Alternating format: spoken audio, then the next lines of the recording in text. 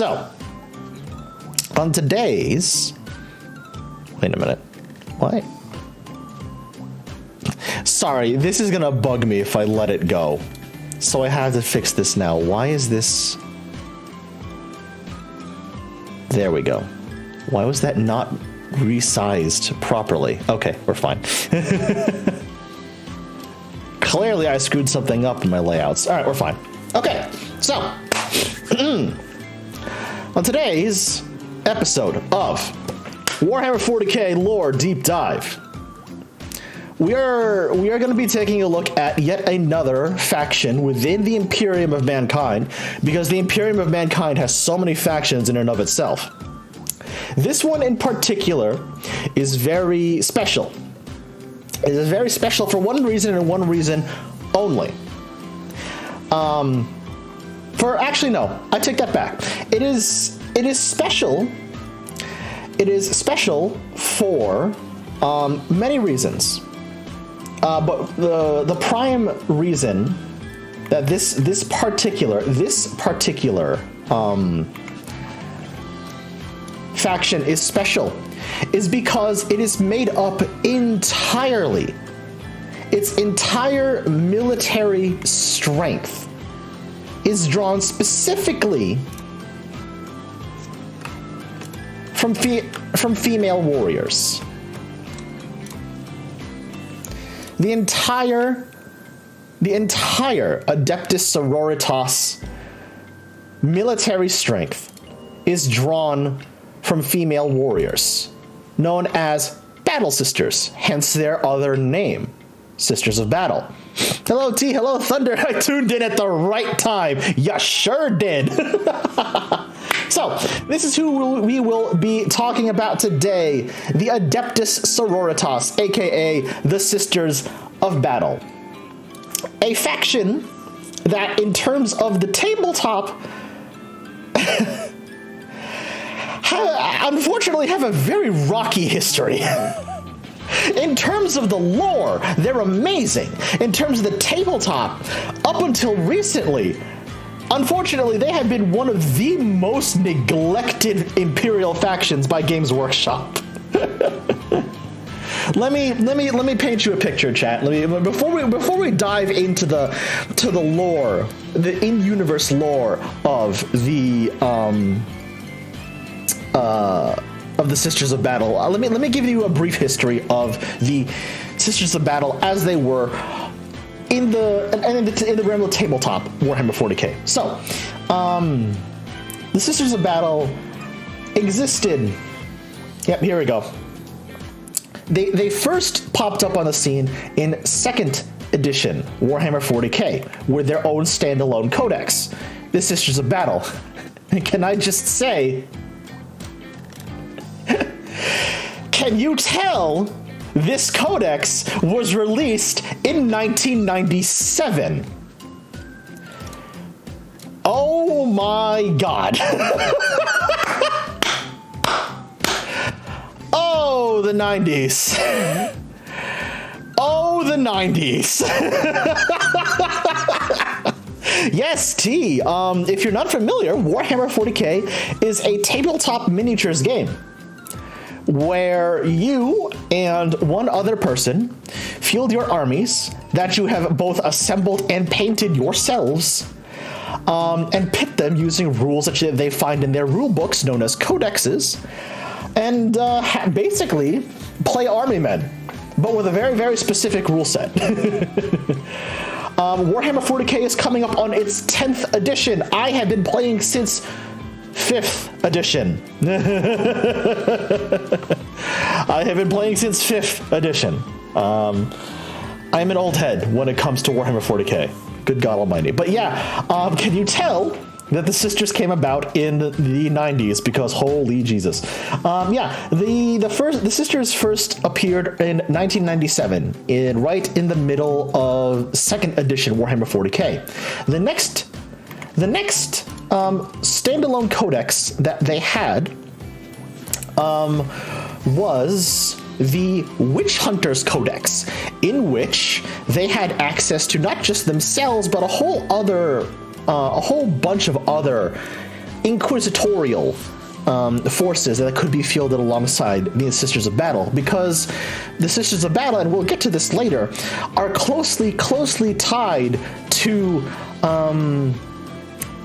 they're closely tied to two other sub-factions within the Warhammer universe, specifically the faction of the Imperium of Mankind. The Imperial Ecclesiarchy, who governs the religious dogma of the Imperium of Mankind, and the Imperial Inquisition, which makes sure you follow that dogma, or else there's gonna be problems. We'll get to them.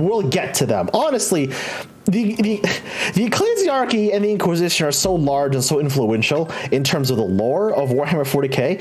I might just give them their own 40K lore deep dive. But we will have to touch upon briefly the history of the Ecclesiarchy and the Inquisition in terms of how they relate to the Sisters of Battle today. But I digress yet again. So, what Codex Witch Hunters was all centered around was not just the Sisters of Battle, but how they also interacted with and could be fielded alongside other forces of the Imperium, such as the Imperial Guard, elements of Space Marine chapters, and with the small military force that the Imperial Inquisition also has access to.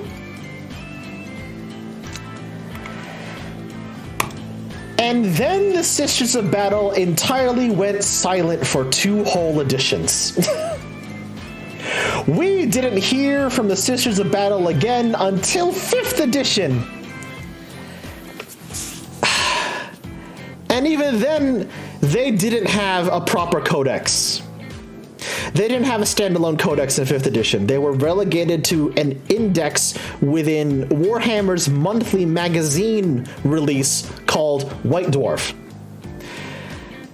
So the only way to get an up-to-date rule set for the Sisters of Battle was to be subscribed to the monthly magazine that Games Workshop put out called White Dwarf. And unfortunately, by the time you did get the index for the Sisters of Battle, you were greeted with an absolutely gutted rule set. You could only field the Sisters of Battle by themselves. You could no longer ally them with Space Marines. You could no longer ally them with Imperial Guard. They were absolutely watered down, and you could blame one person for that, and his name is right here. Matthew fucking Ward. This is an episode of tangents, but I had to go on a bit of a rant on Matt Ward. 5th edition is when I first joined Warhammer proper. Is when I started playing Space Marines, my chapter of Space Marines, the Salamanders, properly. Matthew Ward was also writing the codex for Space Marines and Grey Knights and Tyranids and Necrons. Matthew Ward was all over the goddamn place for writing books and lore and army rules for Warhammer 40K in 5th edition. He is, however, also notorious for making some of the most unbalanced rules I think I've ever seen. There was a reason why 5th edition Space Marines were considered OP and game-breaking. Until 5th edition Grey Knights came out, because Jesus Christ. What year were the Sisters of Battle introduced? 1997 in 2nd edition Warhammer 40K. 1997, my god, I feel old.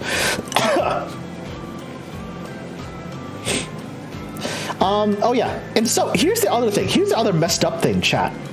Not only did their rules get gutted in 5th edition, they didn't even get a model update for 5th edition. You still had to use, I believe, correct me if I'm wrong, if there's any other old heads for 40K in chat right now, I believe at this point, Sisters of Battle were one of the only remaining miniatures line in Warhammer 40K at the time that still used all pewter models. They were the only ones who haven't been updated to plastic yet. Which just shows how much neglect, unfortunately, Games Workshop has with this army. It didn't get better in 6th edition. It didn't get better in 6th edition, unfortunately. They finally had their own book. They finally had their own standalone codex.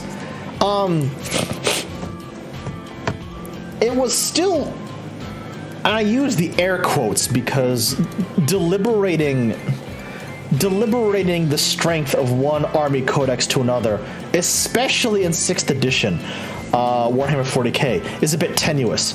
But it was pretty clear that by 6th edition, Sisters of Battle, as a standalone army that you could collect and play with,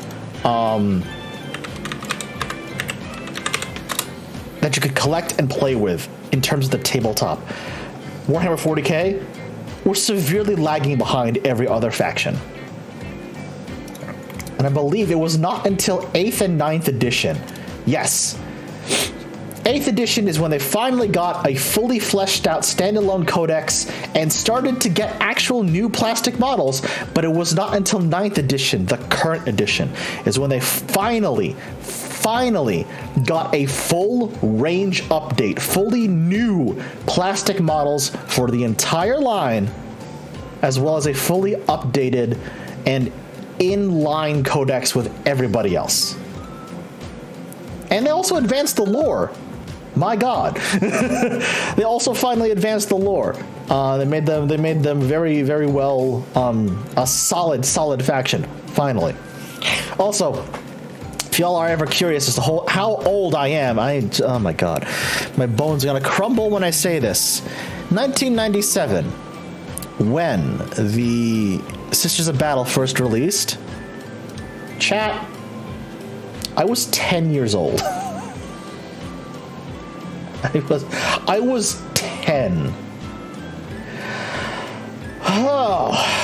You hear that sound, chat? You hear that sound? Those are the sound of my bones crumbling into dust. That is the sound of my bones crumbling into dust. Oh my Jesus. Okay. That's enough of that tangent in terms of the unfortunate neglect the sisters have, up until recently, suffered in terms of the tabletop. Their new models look beautiful, by the way. The new line for the Sisters of Battle is fantastic. But yes, the Sisters of Battle, shifting to an in-universe focus, have been around for actually quite a long time within the realm of Warhammer 40K. In an in-universe sense, the Adeptus Sororitas have existed for so long. They date back, they can trace their origins back to what is known in Imperial terminology as the Age of Apostasy. Now, Chef, you're probably wondering to yourself, what the hell is the Age of Apostasy? Let's see. The Age of Apostasy is, it was a very, very tumultuous time period for the Imperium of Mankind. It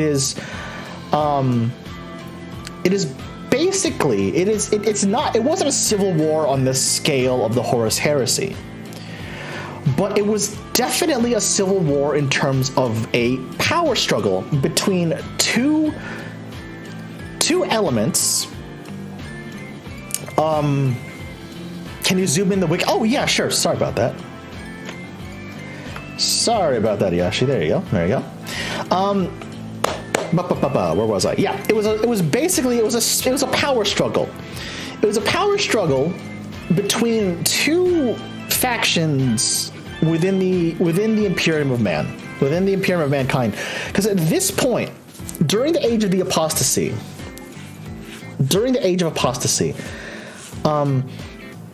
at this point, it was a very tumultuous time. A power base with the Emperor, with the God Emperor being interred in the Golden Throne, the general populace still reeling from the Horus Heresy. Power struggles at the highest echelons of the Imperium of Mankind were starting to break out, and two of the most influential factions were the Ecclesiarchy, there they are again, and the Administratum. If I were to break that down into layman terms, it was a struggle between the religious power of the Imperium of Mankind and the bureaucratic power of the Imperium of Mankind, shall we say. Okay? So, and it was at this point where battle lines were starting to be drawn, even on Terra, mind you. It was at this point where certain planetary governors, and even the Mechanicum on Mars started to become involved in this. Because while they are a part of the Imperium of Mankind, they control a galaxy-wide Imperium of their own. And they needed to be sure that, their ally, their closest ally, literally their closest ally, because the High Lords of Terra are on Earth, the Fabricator General who heads the entirety of the Cult Mechanicum is on Mars. Literally next door neighbors in a planetary sense. They needed to make sure that their ally was stable enough to actually still be allies. At worst, or at best, at worst, if things went pear-shaped, the Fabricator General, the Mechanicum, was thinking, the Imperium of Mankind has a lot of territory. A lot of territory we could turn into Forge Worlds. Let's keep a close eye on this power struggle. All that being said, one person, one High Lord of Terra, the High Lord of the Imperial Administratum, would be the proverbial spark who would light the fire of outright rebellion. His name is Goj Vandire.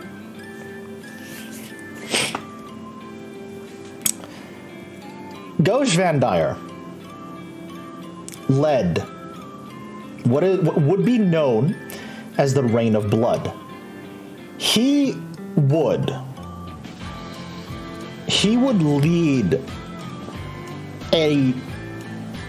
you would say, I guess modern terminology would call it hostile takeover, corruption, manipulation, call it what you will, it is what it is. Goj Vandire would lead a rebellion to attempt to seize control over both the Administratum and the Ecclesiarchy, effectively handing the reins of power to Goj Vandire himself. And while the Space Marines, the Adeptus Mechanicus, are mustering their forces, Vandire would play his trump card. He would play his trump card because, and if I may rewind a little bit, the Ecclesiarchy, being an entirely religious body within the Imperium of Mankind, was outlawed from having a standing army. And I quote, they were not allowed by imperial law to have men at arms. Let me repeat that for you, chat. Let me repeat that for you. The Ecclesiarchy were not allowed to have men at arms.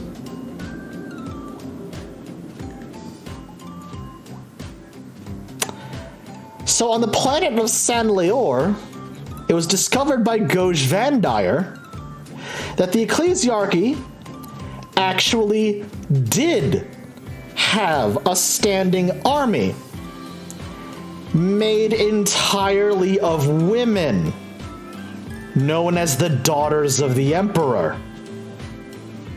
You see where this is going?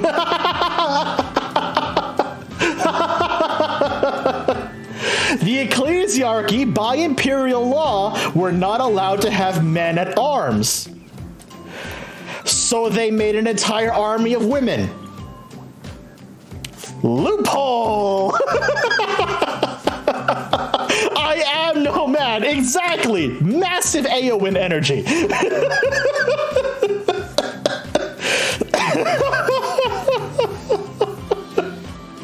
Oh my god, that is exactly... It is very silly, but you gotta remember, this is Warhammer 40K we're talking about. Silly and grimdark basically go hand in hand. And this is why we use inclusive language in all things. Thank you and good night.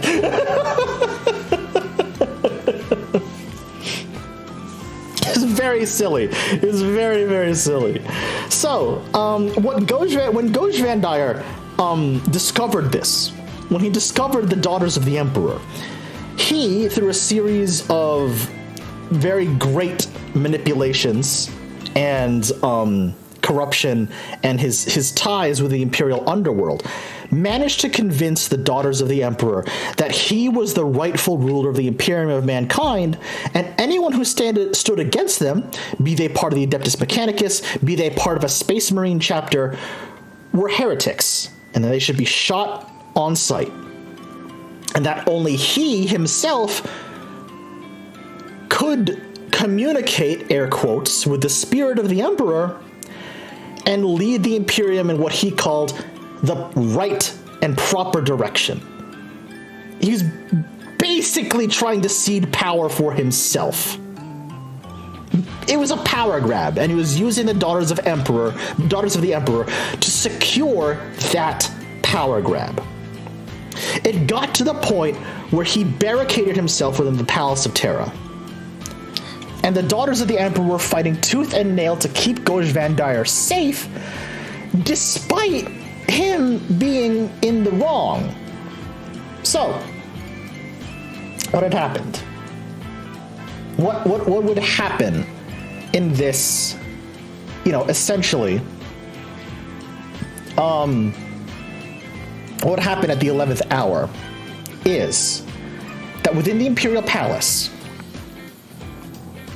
the rebellion got to the point where the Adeptus Custodes, who are basically the elite of Imperial warriors. So, how with regular human soldiers, Space Marines are considered superhuman, almost immortal in comparison? Adeptus Custodes are that to the Space Marines. They are, in terms of power, they are one step below a Primarch. That is how elite the Adeptus Custodes are. The Adeptus Custodes took it upon themselves because they basically have full autonomy within the Imperial Palace because they are the Emperor's bodyguards.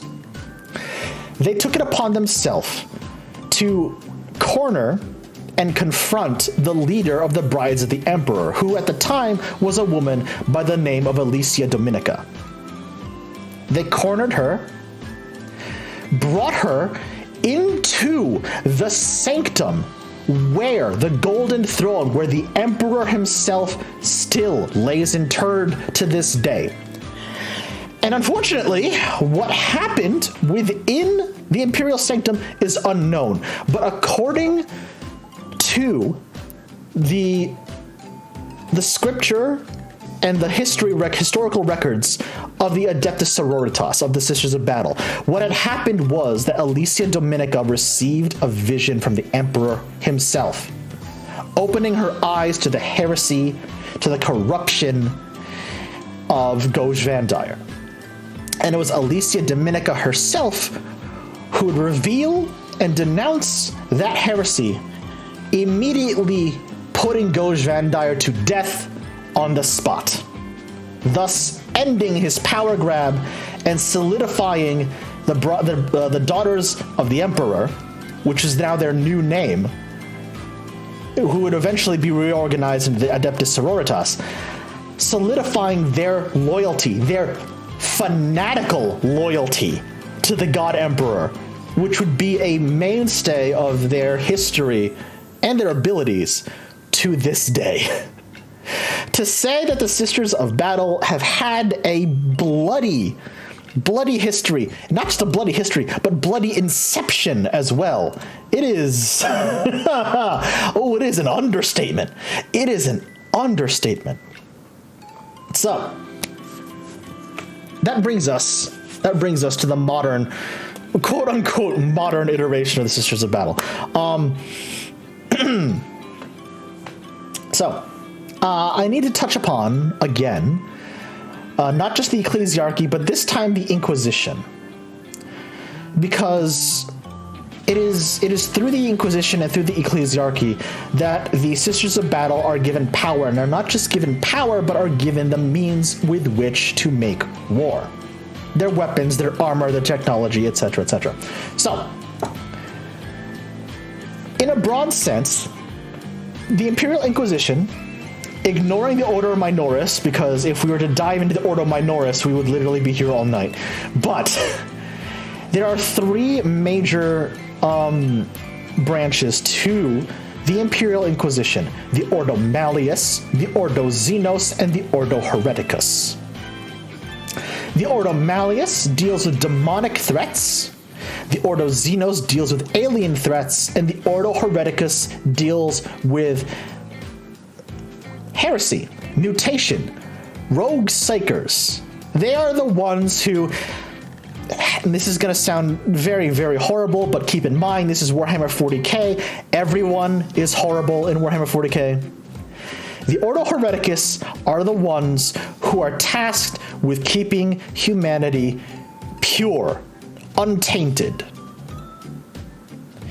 If there is heresy, if there is mutation, if there is a curse of the Psyker, and they cannot be brought within the Imperial thrall, any and all threats to humanity must be purged from existence. That is just as bad as it sounds, I know. I know.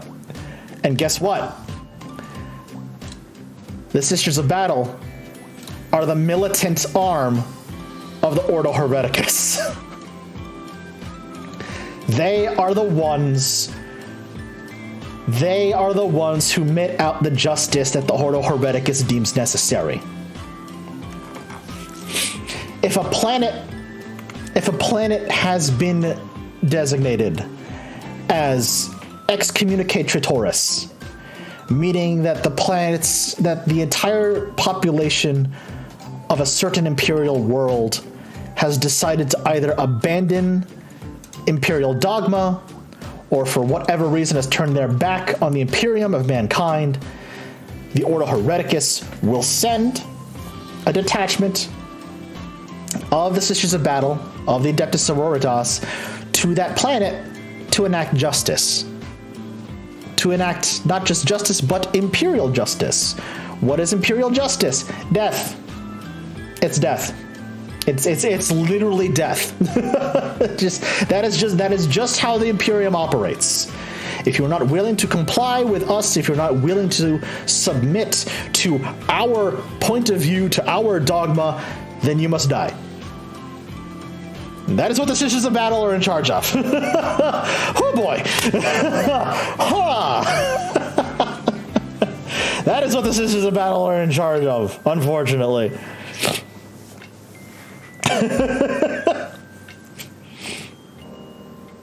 What if, hear me out, instead of death, imperial justice is just a little time out? just a few minutes in the penalty box, just a slap on the wrist and a finger wave, like, no, you don't do that again. You put that heresy down right now, young man.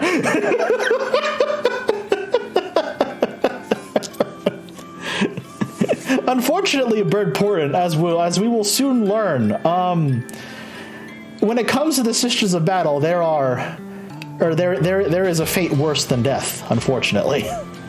There is a fate worse than death. So, much like how the Space Marines are organized into individual chapters, and the Imperial Guard are organized in individual battalions and regiments, the Sisters of Battle are organized into orders.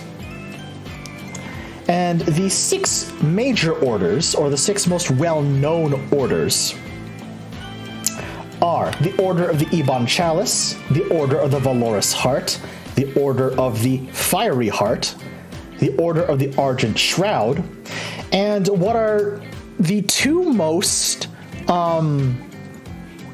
probably popular and 2 most well-known orders, because they were the orders of sisters who accompanied Alicia Dominica to the Golden Throne, who also witnessed this miracle of the Emperor: the Order of the Bloody Rose and the Order of the Sacred Rose. So, each order of Sisters of Battle have their own sort of dogma, have their own history. I want to touch upon the Order of the... Yeah, here we go. The Order of the Sacred Rose, the Order of the Bloody Rose. Mostly because, I love the color scheme of the Order of the Sacred Rose. Because the white, the red, and the gold, that's very good. That is very, very good, honestly. That's super, super good. Oh, and another thing I need to mention, probably the most significant thing I need to mention. So, you know how Space Marines have to get like genetic implants and cybernetic implants to utilize power armor to the point where it acts basically as a second skin to them. Sisters of Battle are also using power armor. However, they don't utilize the black carapace that like Space Marines do. Sisters of Battle train physically to utilize power armor in the same fashion that Space Marines do. I just want to point that out there. As a Space Marine player, Space Marines need genetic and cybernetic enhancement to utilize power armor. Sisters of Battle, being normal, unmodified humans, just train really, really hard and are able to utilize power armor to the same extent that Space Marines do. That's pretty fucking badass. Honestly, that's pretty fucking badass. I'm not gonna lie. It is really, really cool. It is really, really cool. She could snap me in half like a twig, and I'd say thank you. What? Who said that? Anyway. Anyway.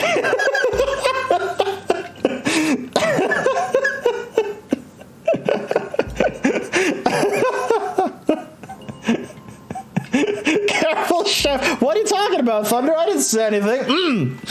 I didn't say a damn thing. Excuse me. Somebody else said that, not me. We're all just as horny. I don't think we need to pretend we're not.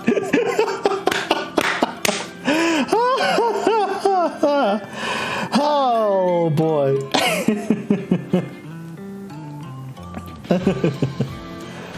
I'm trying to look for... Because there was one... Let's see. Was it the Ebon Chalice or was it the Valorous Heart?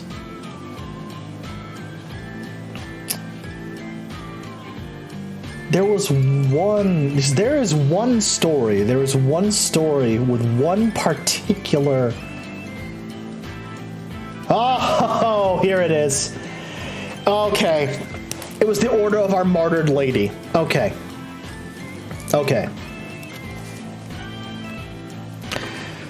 There's one particular story of the Sisters of Battle that is probably the most well-known outside of their inception. Their, what the lore calls their bloody baptism. This This is what is known as the Massacre of Sanctuary 101. And it is an unfortunate example of Games Workshop.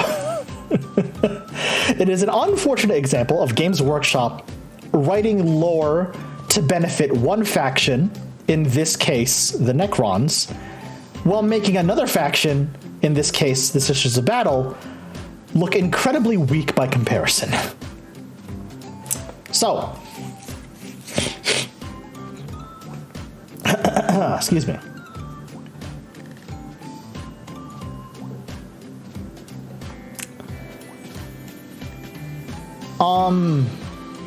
Sorry, I just need to remember exactly how this goes. Right, okay.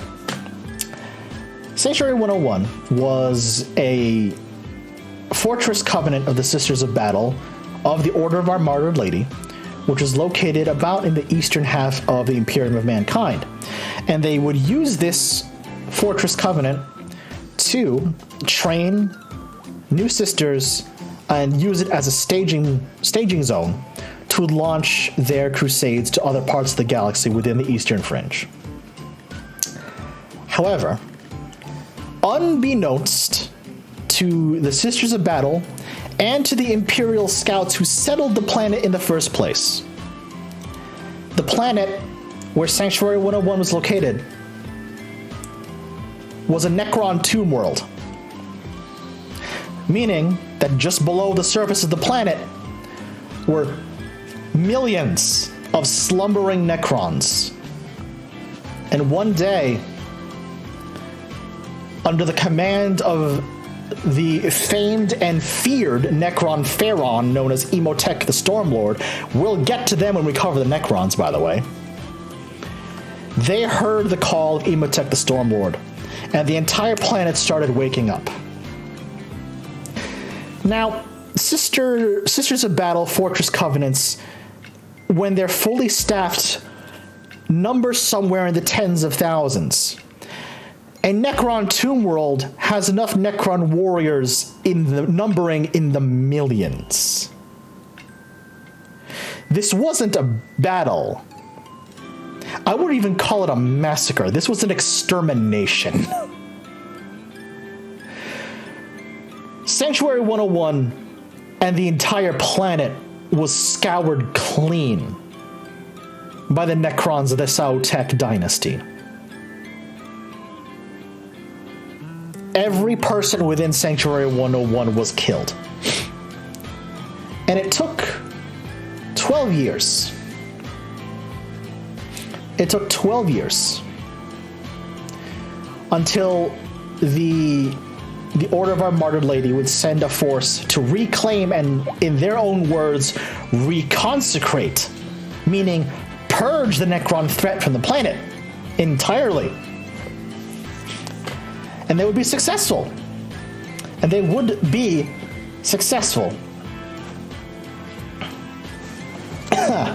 However, during the Great Rift, during the time of Imperium Nihilus, Sanctuary 101 and its planet would unfortunately again be lost, when a renewed Necron dynasty, the Thoth dynasty this time, would overrun the planet yet again. Which means, unfortunately, this planet is pretty much freaking cursed. It's pretty much freaking cursed. This unfortunate event in the Sisters of Battle history was probably one of the first instances, was probably one of the first introductions a lot of players had of the Sisters of Battle at the time. Unfortunately. Again, Games Workshop has a very poor track record of running the Sisters well. They've been doing it really nicely currently, but goddamn. Goddamn. I digress. The thing that probably separates the Sisters of Battle more than, or that separates the Sisters of Battle compared to other other factions within the Imperium of Mankind, because every faction within the Imperium of Mankind, they all not only have loyalty to the Imperium, they have loyalty and faith in some way or form to the God Emperor of Man himself, right? The sisters take that to a whole other level. They border on fanatical devotion. They border on fanatical religious devotion to the deity of that is the God Emperor and his power.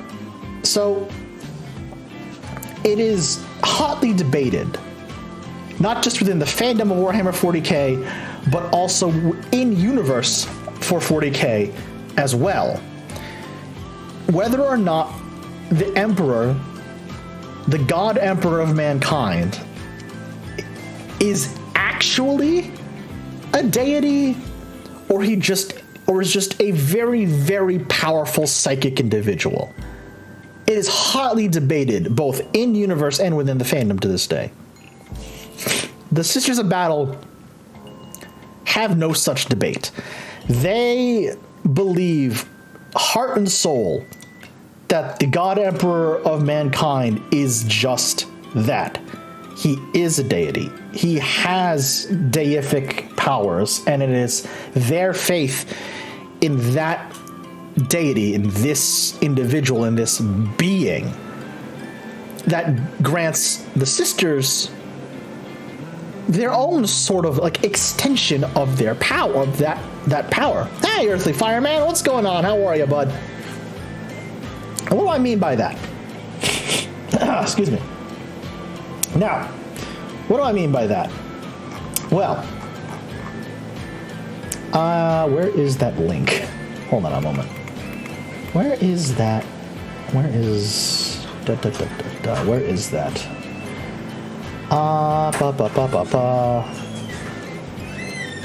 Where is?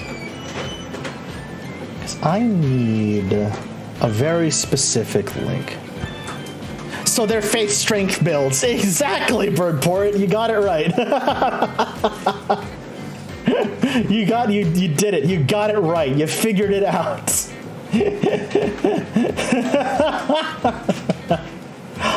Yes, here we go. I should probably start with the most famous and most well-known example of this phenomenon that, by the way, only exists within the Sisters of Battle, within the Adeptus Sororitas themselves, okay? There's a phenomenon, what some scientists within the Imperium of Man would call a manifestation of psychic will. The sisters call it a blessing of the God Emperor. And that is what is known as a living saint. Now, what is a living saint? Well, a living saint is still, by the way, still a mortal being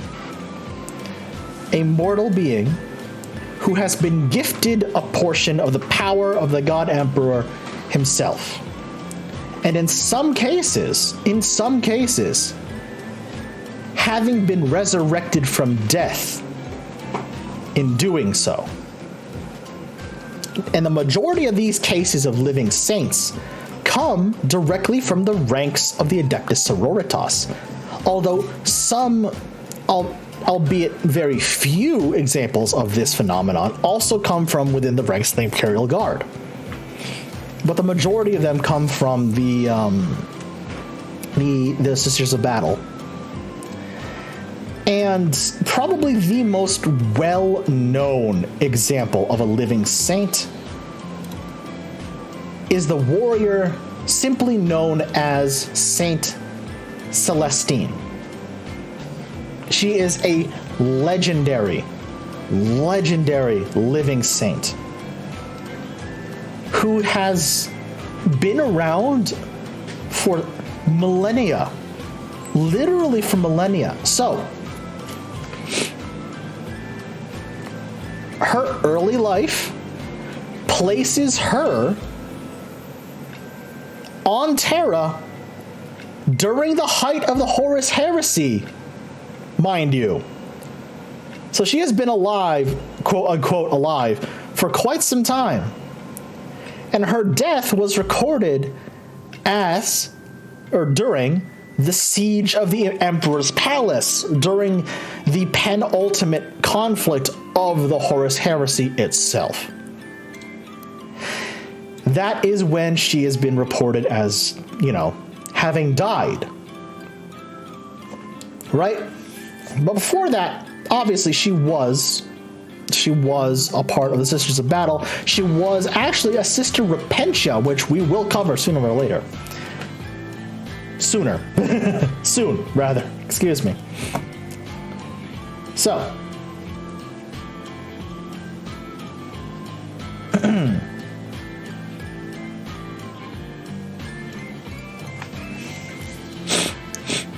It has been recorded that she's been killed in battle many times, but refuses to die because she is that in tune with the Emperor's grace, at least according to the records of the Sisters of Battle. Whenever they would find her body where it fell on the battlefield, they would check her armor, they would check her body, and it would be free of blemish, free of injury. Any wounds she would sustain, by the time they located her body again, completely gone. And she'd be fine. And she would stand back up again and continue to lead the forces of the Sisters of Battle, lead the forces of the Imperium, and continue to fight and fight and fight. Saint Celestine is probably the most well-known example of a living saint. And she has become quite very, very important in Warhammer 40K lore. How important? Well, it was during the 13th Black Crusade that Saint Celestine, the Ordo Hereticus Inquisitor Greyfax, and the current Forge Master of the Adeptus Mechanicum Belisarius Cawl would broker an alliance with the Eldar of all things. Yeah, you heard me right. You heard me right. They would broker an alliance with the Eldar in an effort to push back elements of the 13th Black Crusade, and specifically to make their way to Macragge. Why?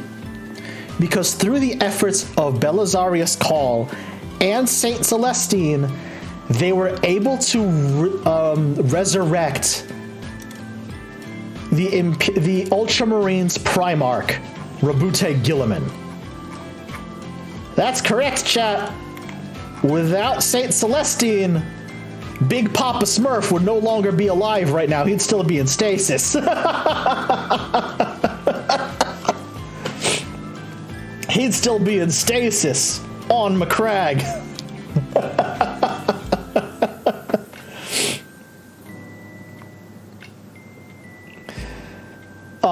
But yeah, no. The phenomenon, I've gone on so many tangents this episode, I apologize. But the phenomenon of living saints exists solely within the ranks of the Sisters of Battle. And it is not the only bit of proof that the sisters show of what they call their faith in the God Emperor. Other examples will be that what are known as acts of faith. And this is something that exists both in the lore of the Sisters of Battle, and also acts as one of their army abilities on the tabletop. So what an act of faith is for the Sisters of Battle is that they somehow, despite being normal human beings, yes, they're clad in power armor, but let's face it, there are a myriad of weapons in the Warhammer 40K universe that can breach power armor. They will survive injuries. They will survive weapons fire that can sometimes blow apart tanks. I think probably one of the most well-known is that during a battle, a canoness, who's basically a leader of the Sisters of Battle army, or armed force, she was staring down what is known as a Chaos Defiler, which is basically take a demon, put it inside of a tank, and then give that tank crab legs. That's what a Chaos Defiler is. It fired its main battle cannon, which is basically a tank cannon, at this canoness. And now you're probably thinking to yourself, she's dead. She's going to turn into a fine red mist and a smoking crater on the battlefield. Wrong. The cannon shell hit its mark. It exploded. There was a crater, but when the smoke cleared, the canoness was still standing, bathed in a golden glow, and the only words leaving her lips were prayers to the God Emperor. And that act of faith was enough to inspire the remainder of the army of Sisters of Battle to not just push back the Chaos army they were fighting, but to overwhelm them and win. That is the other way, what they call the blessing of the Emperor, the acts of faith, can inspire, not just protect individuals of the Sisters of Battle, but to inspire entire armies of the Adeptus Sororitas to fight harder, to shrug off wounds that would be, that would tear buildings asunder, to just walk through that level of pain, death, and opposition, but come out on the other side and just absolutely annihilate whoever else they're fighting. The power of love. Oddly enough, yes. If I were to put it in another way, they literally have the power of God and anime on their side.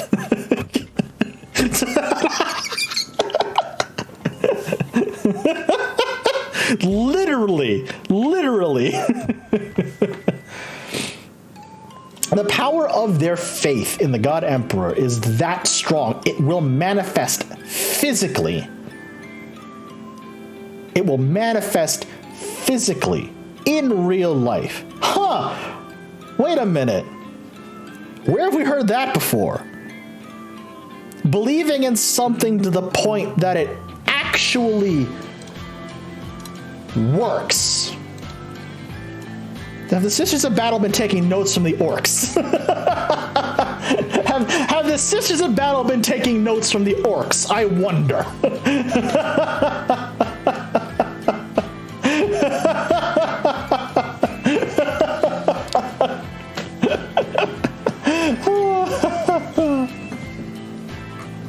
Now, I just want to also point out something, because there is, within the armory of the Sisters of Battle, I just want to point out something. There is a section known as the Holy Trinity.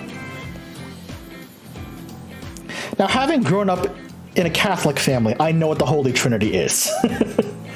I know what that shit is. But in terms of the Sisters of Battle, what the Sisters of Battle call the Holy Trinity is the Holy Trinity of weapons that they use to purge enemies of the Imperium of Mankind. So what is the Holy Trinity of the Sisters of Battle, you're asking me? Bolt guns, flamers, and melta weaponry. much like my salamanders, the Sisters of Battle love burning things. They love reducing their enemies to piles of ash that just blow away in the wind.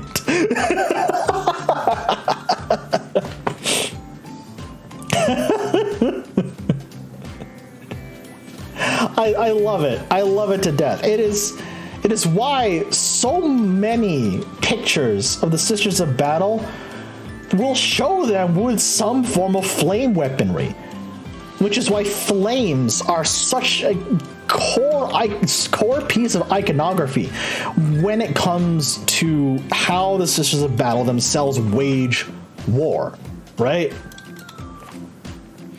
Literally putting the enemies of the God Emperor of Mankind and the Imperium to the torch. Not the metaphorical torch, the actual torch. The actual torch.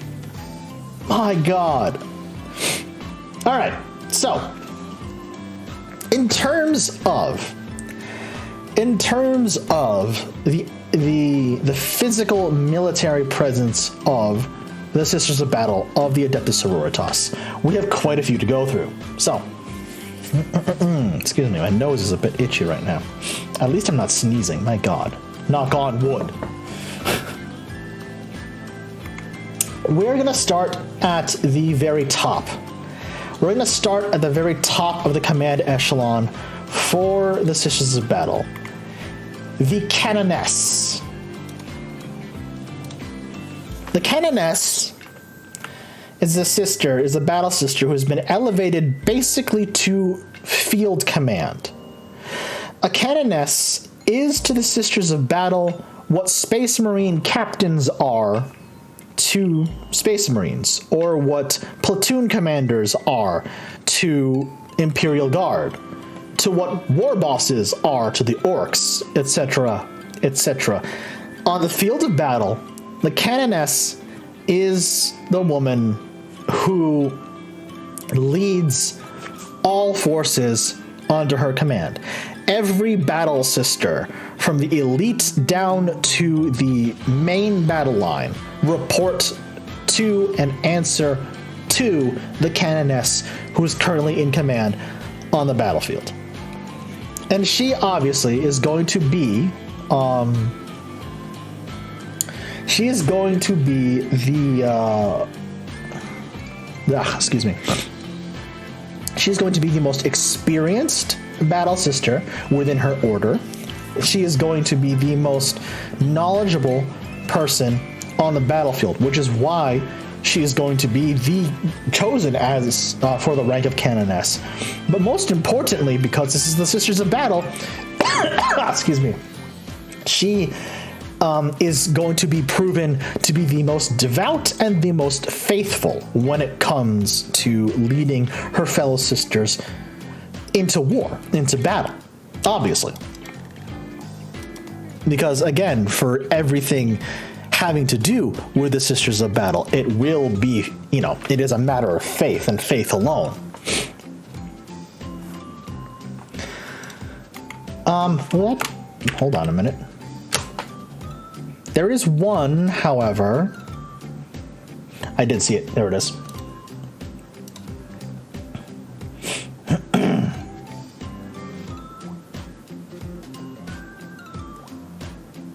Yes. Okay. There are two, technically, there are two ranks that do outrank a Canoness, the Prioress and the Abbess.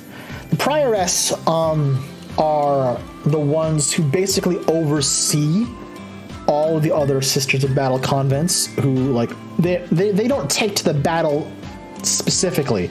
They will, however, oversee all of the other convents under their command. And the one rank higher, who traditionally, and I emphasize traditionally, does not enter the field of battle, is the Abbess, or Abbess Sanctorum. And the role of the Abbess Sanctorum is to serve on the Council of the High Lords of Terra, being the representative of the Adeptus Sororitas. And the current Abbess Sanctorum is Morven Val. However, Morven Val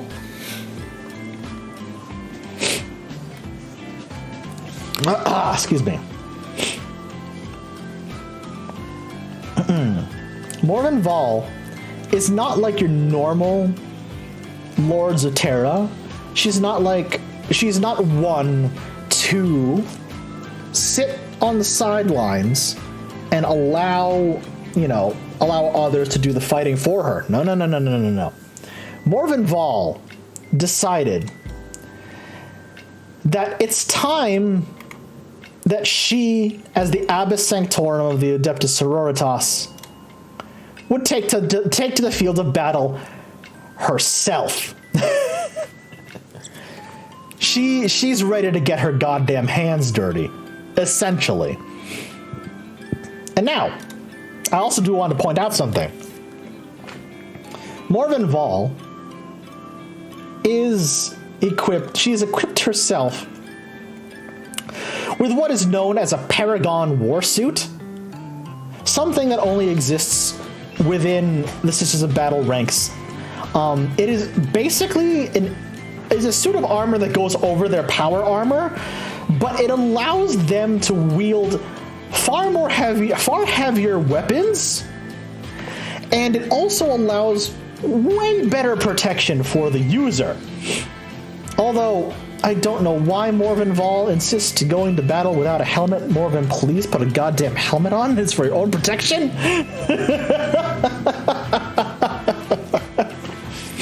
Just put on more armor. It works. It does. You're right.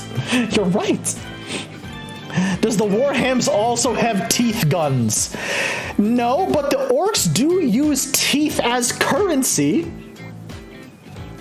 They use teeth as currency because their teeth grow in so fast. They just knock their own teeth out, wait for it to grow back, and just use it as currency. Orc teeth grow back so fast, they use it as currency. Check out my video on orc lore for more on that.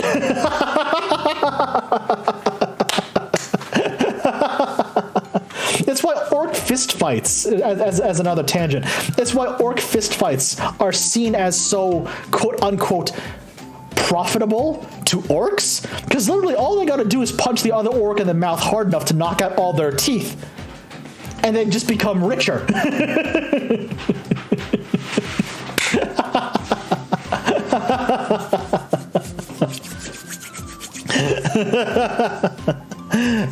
Yes. I apologize for nothing, Christy. I apologize for nothing. But yeah, Morven Val decided, no, it's time for me. It is time for me to get my goddamn hands dirty.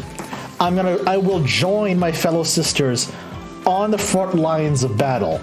Because the rest of the High Lords of Terra, y'all are fucking cowards. She literally called the rest of the High Lords of Terra cowards to their faces. And by the way, Rabute Gilliman, current regent of the Imperium, all he did was smile when she said that. All she did was smile. Or all he did was smile when she said that. He's like, yes. Yes, you're right. They are cowards.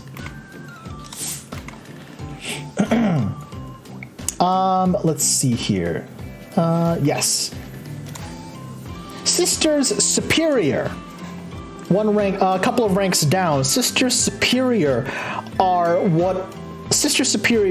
the squad leaders within the ranks of the Adeptus Sororitas. So Sister Superior to the again, if I can make a comparison to a faction I know best, which is the Space Marines. Sister Superior are to the Adeptus Sororitas. They hold the same rank as squad sergeants within Space Marines. They are the squad leaders. They are the ones who keep they're the ones who issue orders to the squad. They are the ones who keep them, the squad in order, who keep the squad together. The Palatines are essentially second in command to the Canoness on the battlefield. For all intents and purposes, Adeptus Sororitas Palatines are lieutenants. While they will not lead individual squads by themselves, they will, however, filter commands down from the Canoness, from the Prioress, down to other elements of the Adeptus Sororitas battle force. They're the ones who keep the lines of communication open, and they were the ones who helped to facilitate, to keep the Adeptus Sororitas machine running.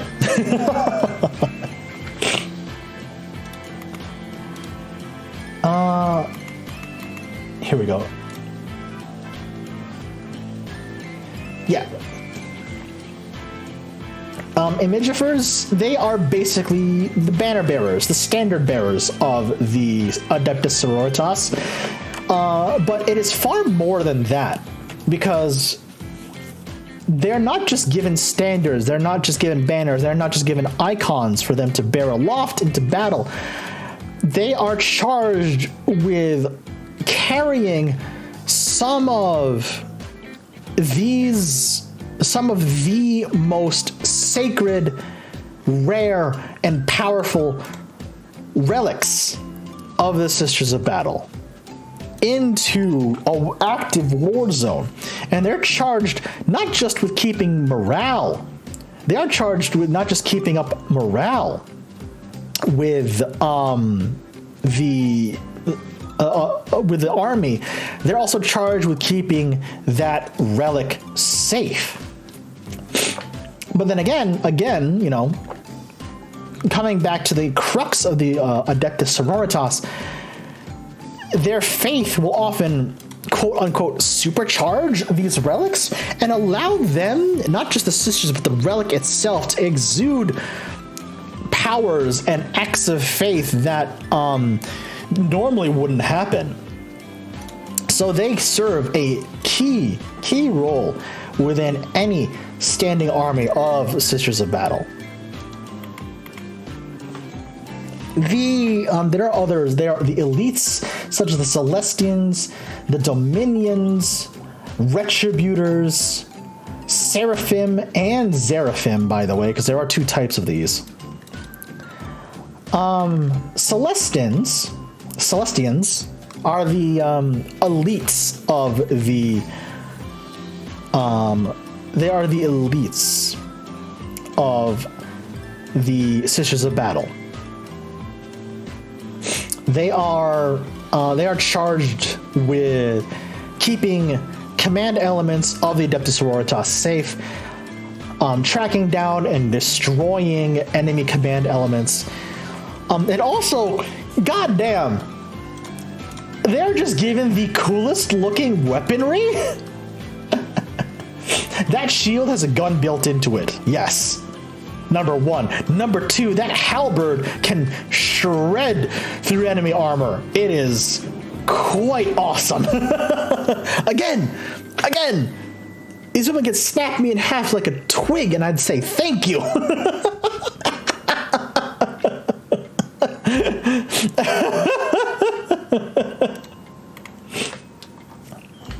They serve as bodyguards for command elements within the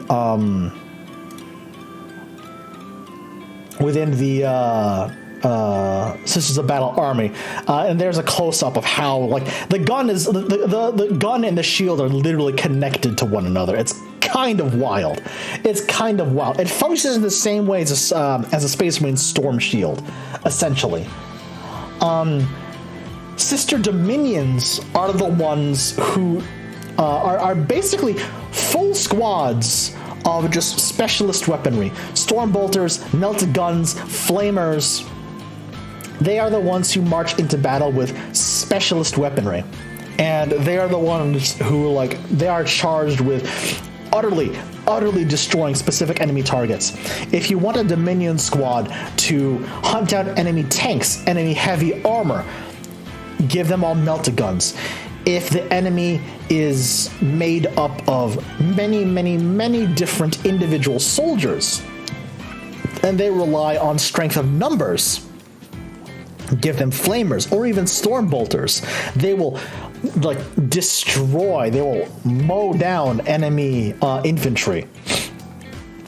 It is literally an entire squad with just one type of weapon. You point them at one specific thing you want off the battlefield and they will do it. They will get rid of them. Sister Retributors are basically that, but with heavy weapons. So they will have heavy bolters, multi-meltas, heavy flamers.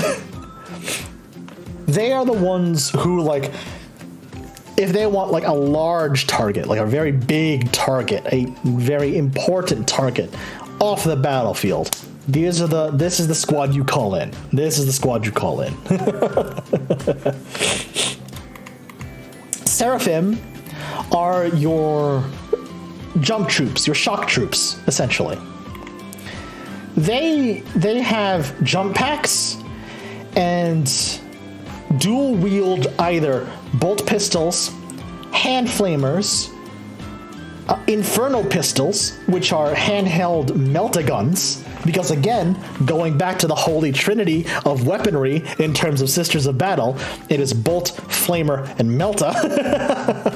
They are the ones who they are literally the shock troops of the Sisters of Battle military force. You send them in, they jump in and just rain death from above upon whatever target you deem fit.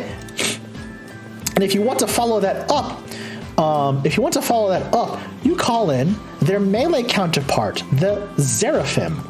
Instead of dual pistols, they have one pistol and a power sword, which means they shred through armor even more efficiently.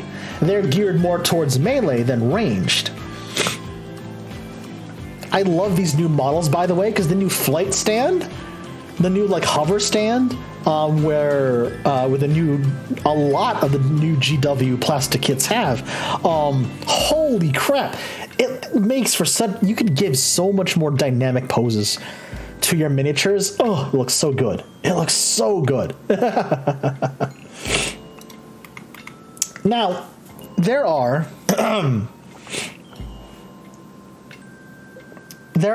two specific units within the Sisters of Battle that only exist because of how fanatical and dogmatic the Sisters are in their faith, not just to the God Emperor, but to the Imperial Creed as well. Sisters Repentia and Penitent Engines. So, Sisters Repentia. What happens within a fanatical and dogmatic faction like excuse me. What happens within a fanatical and dogmatic faction like the Sisters of Battle when one of their members fails to live up to one of their tenets, one of their strict tenets? Also, what up, Taxi 2 Stock? How are you? Welcome to stream. The normal answer would be death, right? But if it's one of the sisters, if it is one of your sisters, if it is one of your troops, your well-trained troops, who does not live up to or shirks the code, the creed within your sisterly order, instead of putting her to death, you give her a chance to repent. You give her a chance to make up and to reclaim that which she has lost. Her blessing, her honor. How do you do that?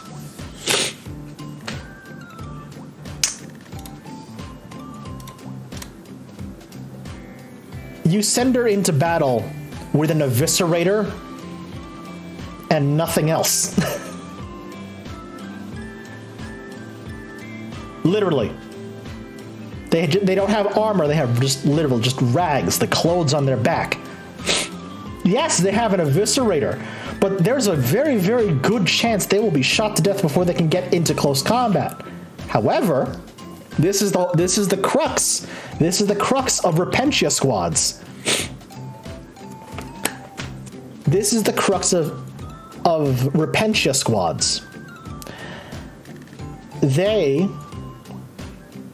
The reason why they're only given one melee weapon and sent into battle with no armor is because they have to re-earn the blessing of the Emperor. Right? Be it through self-flagellation or even death in battle.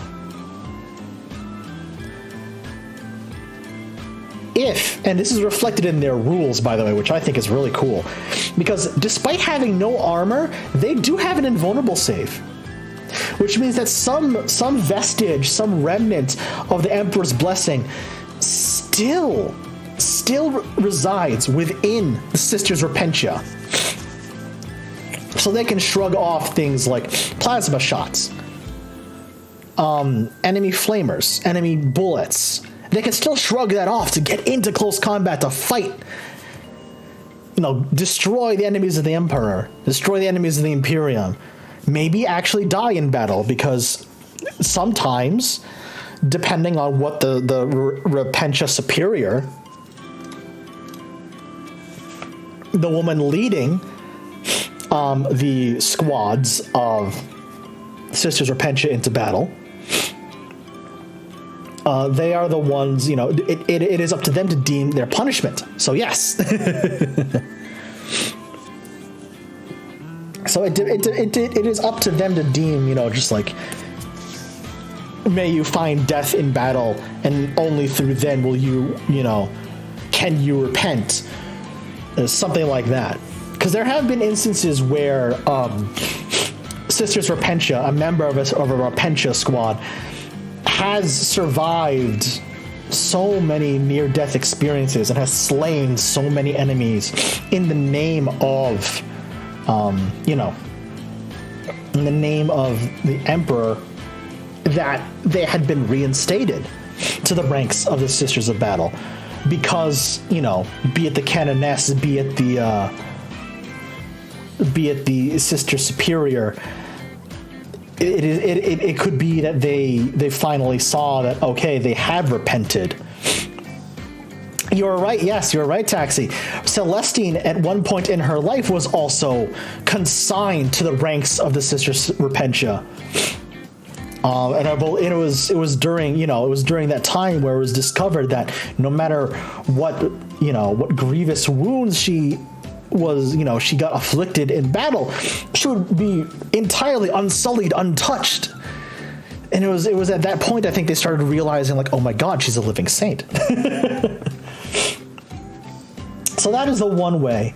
And the Repentia squads, I gotta say, their new miniatures, holy crap, they look so good. I really love the design of their eviscerators. Can I just say, I bloody love the design of their eviscerators. Holy moly, it's so good. It's so good. Now, something else that exists only within the ranks of the Adeptus Sororitas is something known as a penitent engine.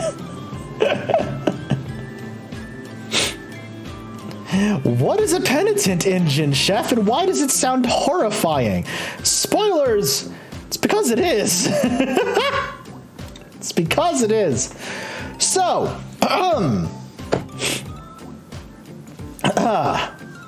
so, what a penitent engine is. It is a machine that or rather, it is a machine into which someone doesn't necessarily have to be a member of the Sisters of Battle. It can be anyone that the ecclesiarchy deems worthy, air quotes. I say worthy, but it's more like deems necessary for punishment, to be essentially imprisoned into a penitent engine. And what that means is, once you are imprisoned into a penitent engine, the engine is hardwired to you, not just your body, but to your brain as well. Right? So, the machine is hardwired into the penitent's spine and brain.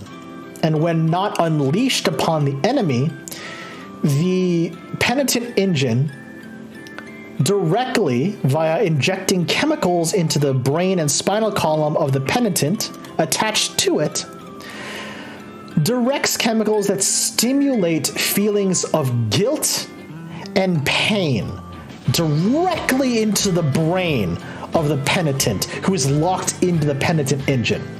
And what that's supposed to do is remind the penitent of the sins and the wrongdoings that they have committed against the Imperium of mankind, against the God Emperor himself.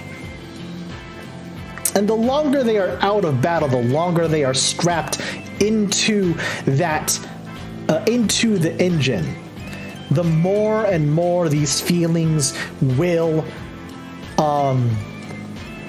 build up into the penitent who is locked into the penitent engine. Okay? So now, what is the only way to alleviate those feelings? The only way to alleviate those feelings of sin, quote unquote, is that when the penitent engine is unleashed against the enemies of the Imperium, against the enemies of like the Ecclesiarchy, the Ordo Helveticus, Sisters of Battle, what have you. But excuse me. Every time the penitent engine slays an enemy, the flow of chemicals stimulating pain and guilt into the penitent's mind slow down. Ever so slightly, they slow down. They don't stop entirely, they just slow down ever so slightly. So they need to keep killing what they deem enemies of the Imperium in order to alleviate the flow of chemicals into their brain, which the penitent will deem as forgiveness. It is, and here's the extremely fucked up part about this one, chat. Here's the extremely fucked up part about this. The Sisters of Battle consider it a sacred duty to accompany and watch these basically instruments of torture run wild on the battlefield, because it reminds them of what happens to those who stand against and who reject the God Emperor's light. It is supremely fucked up.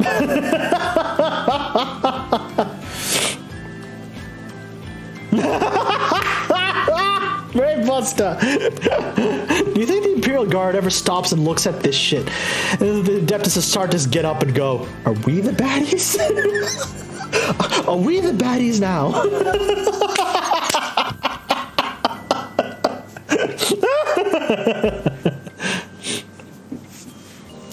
The Adeptus, I feel like, as a Space Marines player, I feel like the Adeptus Astartes look at a penitent engine and just be like, "God damn, that's fucked up. Also, you know, the Adeptus Astartes employing dreadnoughts, which have like a half-living corpse of one of their battle brothers jammed into it.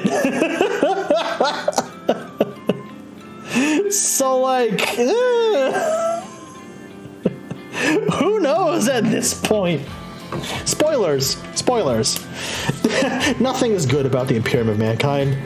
I feel like I need to repeat myself on occasion. I play Warhammer 40K.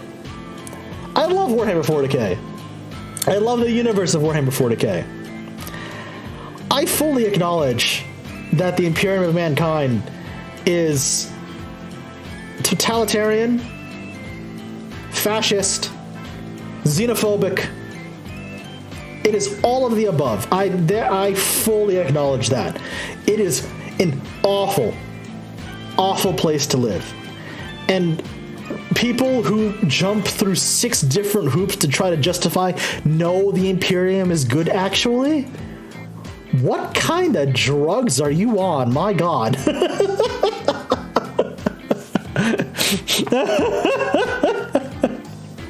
What the hell kind of drugs are you on? No, they are not the good guys. Absolutely not. Good God almighty. We have psychotic political officers. You gals have torture mecha. I think the Imperium is kind of fucked up. Exactly. And again, this penitent engines, they only exist within the decisions of battle and the Imperial Ecclesiarchy. It is just 10 flavors of fucked up. It is 10 different flavors of fucked up. My God.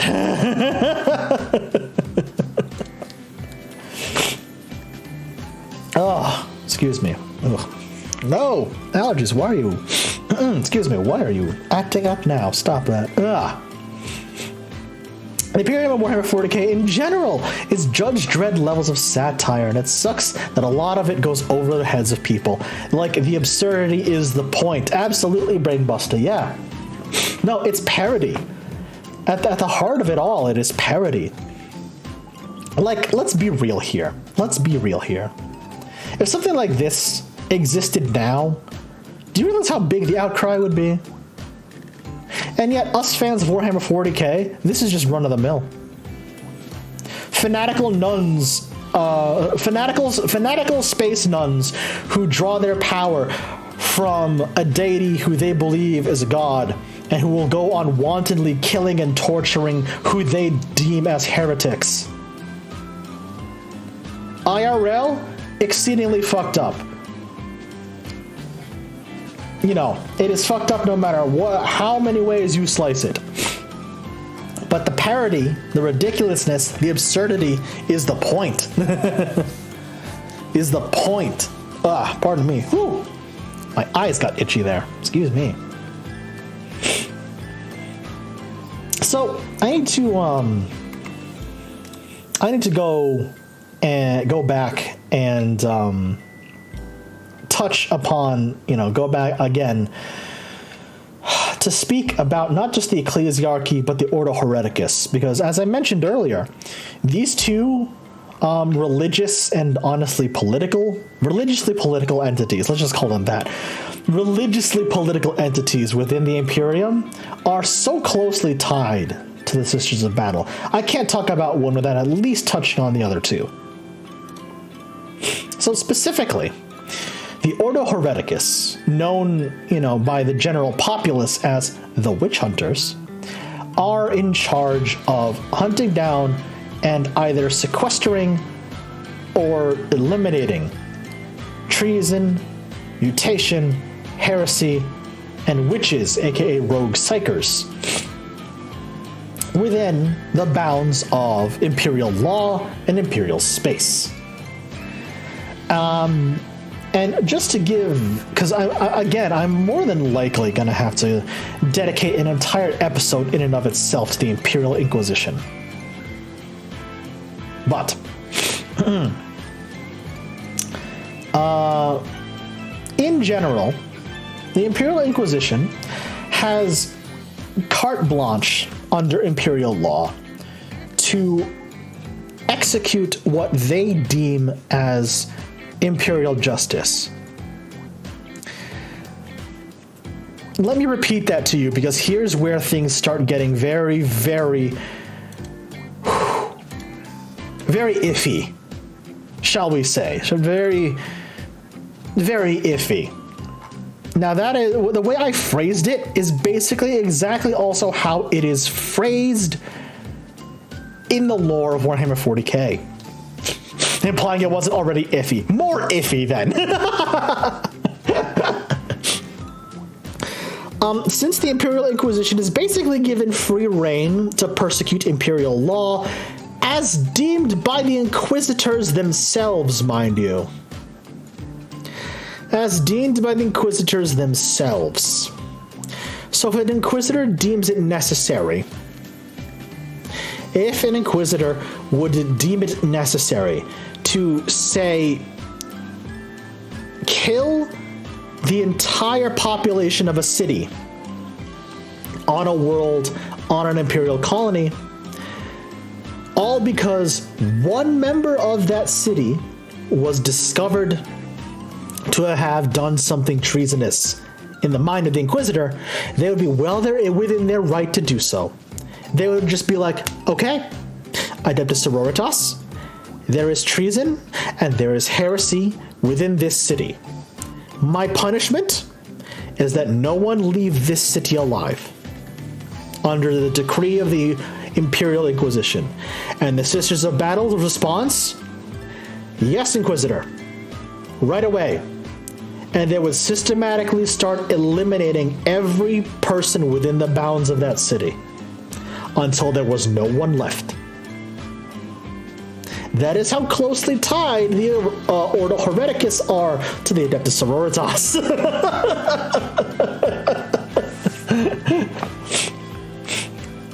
Now keep in mind, the Adeptus Sororitas aren't mindless. They are not mindless when it comes to following orders of Inquisitors. Because again, if you rewind the history of the Adeptus Sororitas, that is how they were not only created, but also brought to bear as an army in the first place, under the machinations, what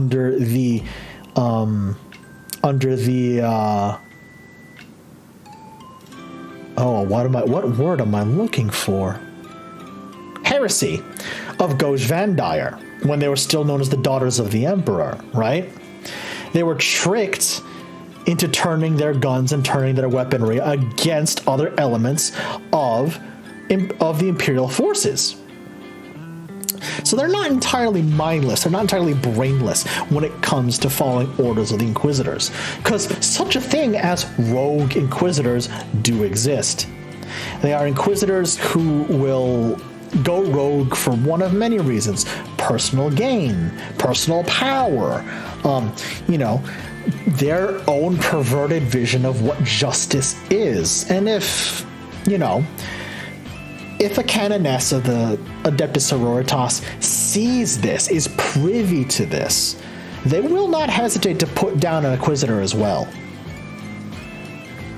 All right? They will not hesitate to put down an Inquisitor as well. But I'm just, for all intents and purposes, 90% of the time, rogue Inquisitors, not being a factor, the Ordo Hereticus and the Adeptus Sororitas, the Sisters of Battle, are very, very closely intertwined. I mean, so much so that, and I mentioned this before.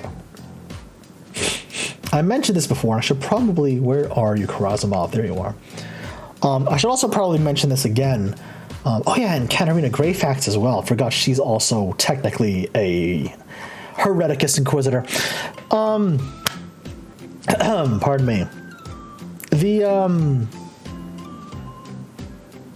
Oh god, I just lost my train of thought.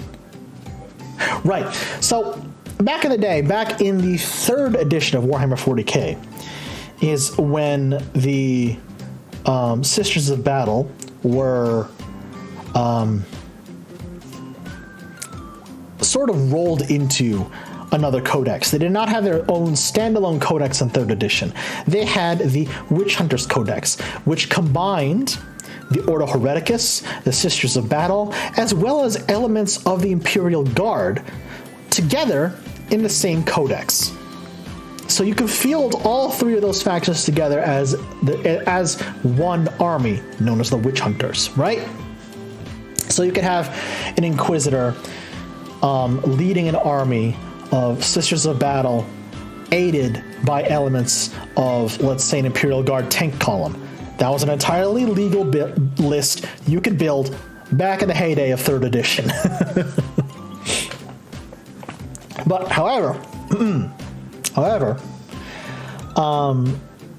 you really couldn't build a list like that again until, I want to say, 6th or 7th edition, when, oh boy, when Games Workshop introduced their, shall we say, ill-fated? It was a mistake, essentially. Allies system, and I don't want to get too distracted by that, but essentially, there was an entire system where certain armies could ally with each other, and you could rebuild essentially the old Witch Hunters list from 3rd edition. But yeah, the Ecclesiarchy, and by extension the Ordo Hereticus, both have their own ways of calling specifically the Sisters of Battle as the military arm, as their military strength in meting out either ecclesiarchal rulings, orders of exterminatus from the Ordo Hereticus, etc., etc.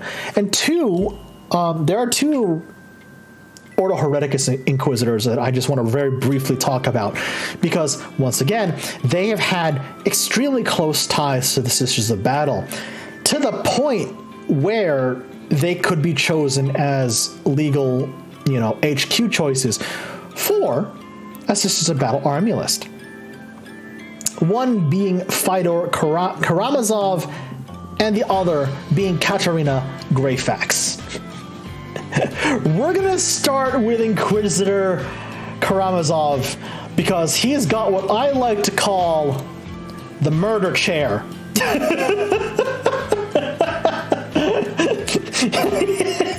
He has what I like to call the murder chair.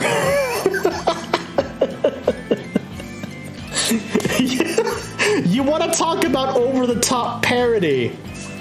You want to talk about the over-the-top parody nature of Warhammer 40K? Here it is in a single picture. This man goes to war on a chair, on a throne, with robotic legs. He has a power sword and a goddamn multi-melta attached to the throne itself. The subtlety of a fire truck, the subtlety of an explosion, more like it.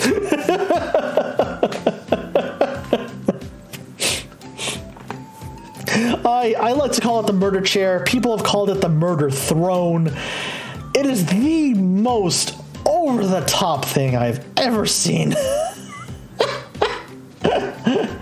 And by the way, chat, do you want to know what Inquisitor Karamazov calls this?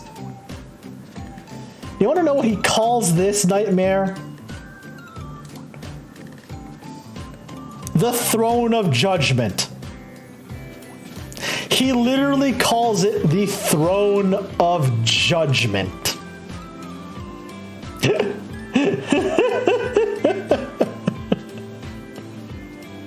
Again, the subtlety of an explosion. This man spells the word subtle with a kaboom. Karamazov, he is known, wow, that's my toilet's nickname.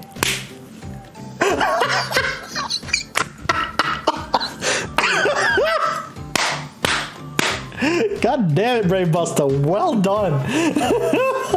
well done. Another example of Karamazov not being subtle at all, by the way. Karamazov is what is known within the ranks of the Inquisition, of the Imperial Inquisition. He's what is known as an Inquisitor Lord, which means he basically commands an entire planet by himself. But more than that, he is what is known as a puritanical Inquisitor, meaning that he follows the laws and the tenets of the Imperial Inquisition and the Imperial Ecclesiarchy to the letter. He follows what is written down to the letter. To that point, he is probably most known as the one Inquisitor who calls down the punishment of exterminatus. Probably more so than any other Inquisitor within the Ordo Hereticus. Was exterminatus, Chef? Well, hold on a minute. I need to open up another window here.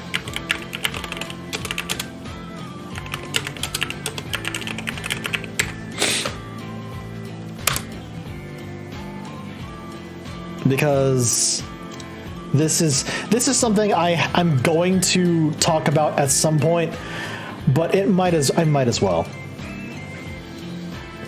Can someone Photoshop a senior walker over that powered sword, right? So what is an exterminatus? Well, exterminatus is the obliteration of a world's entire population. Literally, the entire world dies. One way or another, the world will be quote-unquote purified. And this is the easiest and quickest way to do it. And one of the most iconic weapons with which an exterminatus is performed is what is known as a cyclonic torpedo. It is a weapon that is fired from space down towards the surface of a planet. Now, this weapon will not detonate on the planet's surface. No. This weapon will crash into the planet's surface, burrow down deep past the crust, past the mantle, directly into the core of a world, and destroy it from the inside out, ensuring that no one on the surface survives. That is exterminatus. That is the final and ultimate punishment for a population that any Inquisitor, mind you, can call down as final judgment for an imperial world that they have deemed beyond saving, beyond help.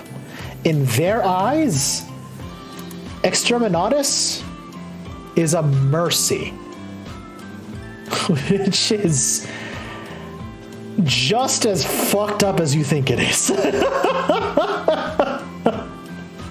Which is just as fucked up as you think it is. And this crotchety old motherfucker right here has called down more exterminatus orders than any other member of the Ordo Hereticus. Because he is that much of a puritanical Inquisitor. My God. Probably one of the other most well-known Ordo Hereticus Inquisitors. She is another puritanical Inquisitor, but she has a secret that she is desperately trying to keep a secret from her fellow Inquisitors. This is Katerina Greyfax. she was freed from the Tesseract Vault under the control of Trazing the Infinite.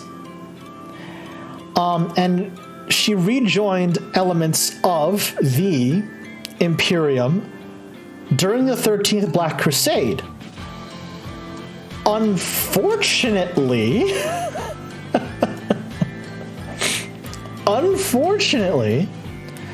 one of the first things she saw was the Space Wolves Wolfen.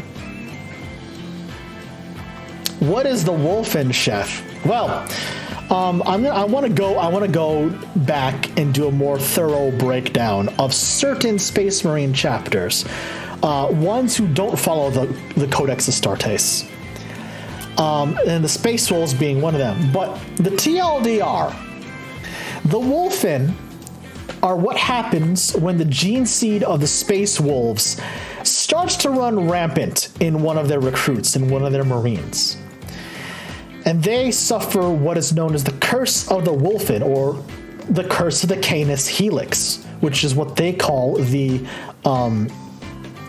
gene seed of the Space Wolves. What essentially happens is they become the Space Marine equivalent of a werewolf.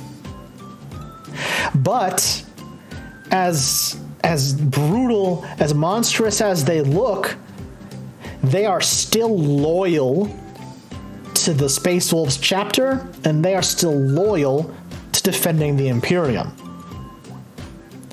That is something that Greyfax did not realize.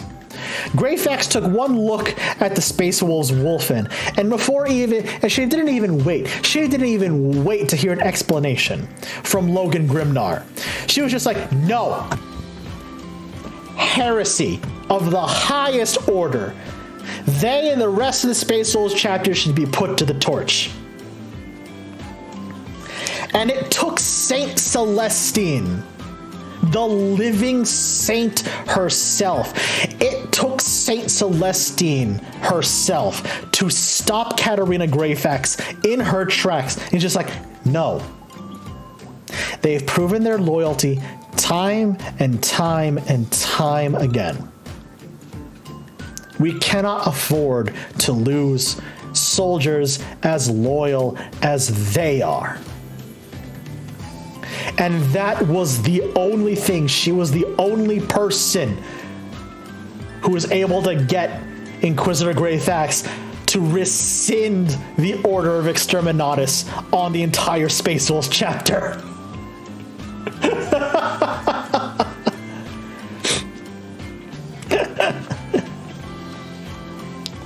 And Greyfax, being trapped in the Tesseract Vault for so long, she recognized that Celestine was a living saint. She recognized that Celestine was a living saint. I'm sure the Space Wolves took that in stride. There's a reason why the Space Wolves don't trust any Inquisitor at all. There's a reason why the Space Wolves distrust the Ordo Hereticus, distrust the Imperial Ecclesiarchy, and most importantly, distrust any Inquisitor of the Ordo Hereticus. No. Absolutely not. I'll expand more on that when I start to do episodes like this on specific Space Marine chapters. But yeah, no. There was literally almost an all-out war between the Ordo Hereticus and the Space Wolves chapter of Space Marines. Like, legitimately. But to the point. Katarina Greyfax, having been imprisoned within the Tesseract Vault of Necron Overlord, Trazing the Infinite, for as long as she has been, she recognized that Celestine was a living saint. Right? She recognized that Celestine was blessed by the Emperor in some respect. However, Greyfax being as puritanical as an Inquisitor as she is, wanted to keep an eye even on Celestine. Because because she wasn't 100% sure whether or not that Celestine was getting her power from the Emperor or for some other aspect. You heard me right. You heard me right. Inquisitor Katarina Greyfax was so distrustful of a living saint. That is how puritanical this woman is. My God. That is how puritanical this woman is. And here's the funny thing. Here's the funny thing. Chat, are you ready? Are you ready? Throughout the novels, Saint Celestine, Inquisitor Greyfax, and the Forge Master of the Adeptus Mechanicus, Belisarius Call, they would come to work together, basically as a trio.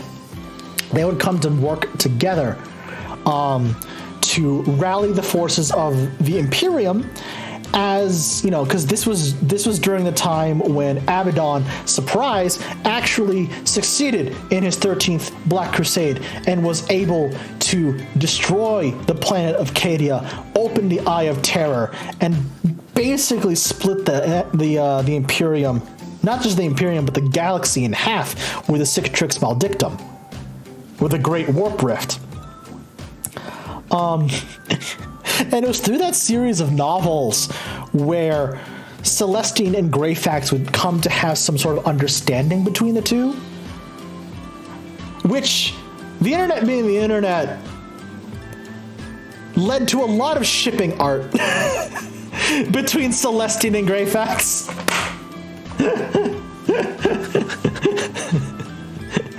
They are very gay in the eyes of the internet, in the eyes of most of the 40K fandom, because there are a few scenes written where Greyfax and Saint Celestine, oh boy.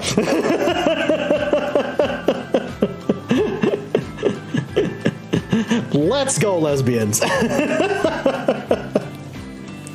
It's really, really funny. It's really, really funny because what stemmed from all of that is, unbeknownst to Katarina Greyfax, what she called her own will, her own faith in the Emperor. Guess what? And this is something that Celestine herself pointed out to Katarina. There were moments where Katarina Greyfax was, in her own words, was able to call on the strength within herself, or like a latent connection to the blessing of the Emperor. Saint Celestine revealed to Katarina Greyfax that she actually, in fact, was a latent psyker. Something, you know, that Katarina Greyfax hates, because when she was an Inquisitor, her main job was to hunt down and suppress all psychic awakenings within the Imperium. And here she is being told once again by a living saint that she has latent psychic abilities. Her worldview was literally shattered. Her worldview was literally shattered. In a good way, though, because again, it is through that sort of like bonding moment that Celestine and Greyfax finally managed to have an understanding with one another. Yeah, no worries, Bird. Have a good one. Enjoy your own stream. Have a good night. Also, welcome, Dark King. How are you, buddy? Welcome. But yeah, and also as mentioned earlier, it was Call, Celestine, and Greyfax who actually managed to finally lead the disparate forces of the Imperium to Ultramar, where they were able to resurrect the Primarch of the Ultramarines, Robute Gilliman, aka Big Papa Smurf. I will never not call him that. I will never not call him that. Big Papa Smurf himself. And yeah, so like Greyfax herself, what's it called? Greyfax herself was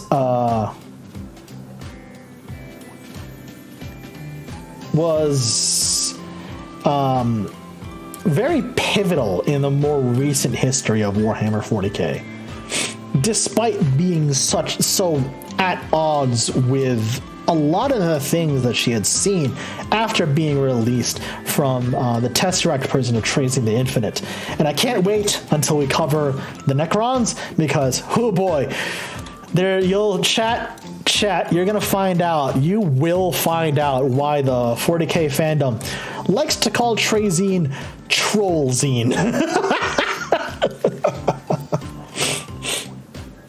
You will find out why the Warhammer 40K fandom has given Tracing the Infinite the nickname Trollzine, because my god. What else can I cover here? Oh, right, the Paragon warsuits. Oh, and the different, yeah. The different parts of the heavy armory within the Adeptus Sororitas. So, I touched on these before, but Paragon warsuits are what allow, they not only give Sisters of Battle additional protection, but they allow them to carry much heavier and much more hard-hitting weaponry into battle at the same time. The Morven Val has a custom suit of Paragon armor, but these are also available to certain members of a Adeptus Sororitas war host. It is literally, it is something of a cross between what I consider, it's a cross between Space Marine Dreadnoughts and Space Marine Terminators, because they Paragon warsuits within the Sisters of Battle serve that same sort of role, which I think is really, really cool. They can shore up a front line. They can be the spearhead. They can do you can have just units, massed units of Paragon warsuits be like the spear tip of the main Sisters of Battle advance. Just have them crash into enemy lines with the rest of the army following suit into the gap that was breached by the Paragon warsuits. And it's really, really cool, because within the lore itself, within the lore of the Adeptus Sororitas itself, the machine spirits within the Paragon warsuits are so difficult to work with and difficult to tame that only the hardiest of battle sisters are trusted with a Paragon warsuit in order not just to tame the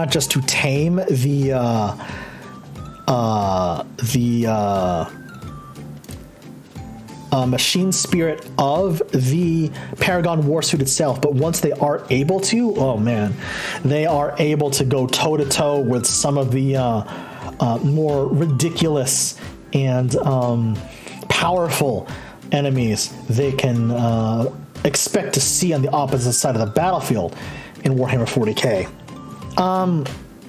The sisters themselves have a selection of battle tanks that are unique to them, that you really only see within the ranks of the Sisters of Battle and nowhere else within other Imperial armies. They do use the Rhino chassis, which is probably the only thing they have in common with Space Marine Rhinos, and probably the most iconic battle tank of the Sisters of Battle is the Adeptus Sororitas Immolator. And can I just say, I love how that looks. Oh my god. Look at how ornate this thing is. So first of all, you have this massive turret on top with flamers or melta guns or heavy bolters, but most iconically, it's outfitted with flamers. Second of all, you've got this massive stained glass window that covers the pilot's canopy. You've got iconography back here of a living saint.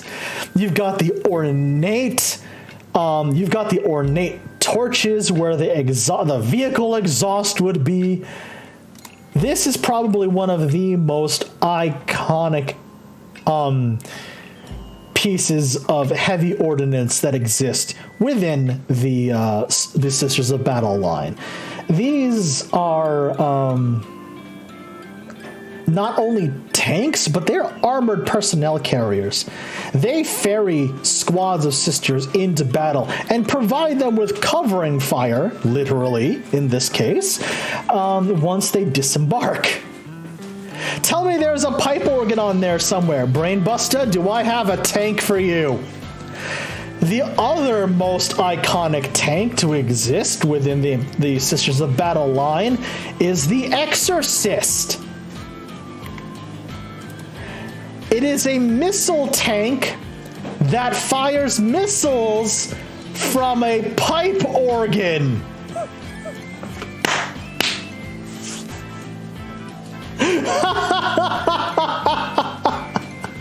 Like, if you were to look down within the main Exorcist turret, it is literally a Sisters of Battle seated at a pipe organ, and that is the launch control for the Exorcist missiles.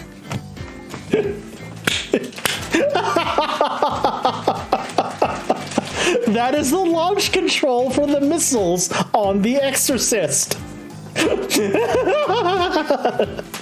It's so good. It's so good. I'm so glad I got back into this. This shit is so much dumb fun. Right, Brainbuster? Right? So, for the longest time, the Exorcist was the main heavy ordnance battle tank of the Adeptus Sororitas army. And for it being such an old mainstay, for the longest time, it was actually quite robust in its role. Because while most tanks in 40K would have a set number of shots from their main gun, the Exorcist missile launcher had something rare at the time. You had to roll randomly for how many missiles would fire from the main Exorcist gun, right? Now, on paper, that sounds a little wonky. Like, if you rolled double ones, you were kind of fucked. But here's the thing about Exorcist missiles. Even today, even in modern 9th edition, these are pretty strong missiles. Like, strength 8 is a pretty substantial boost to heavy ordnance, right? And now imagine you rolled boxcars for the number of missiles you got to fire, right? Which means you would have 12 missiles firing off from one unit. And with the newest,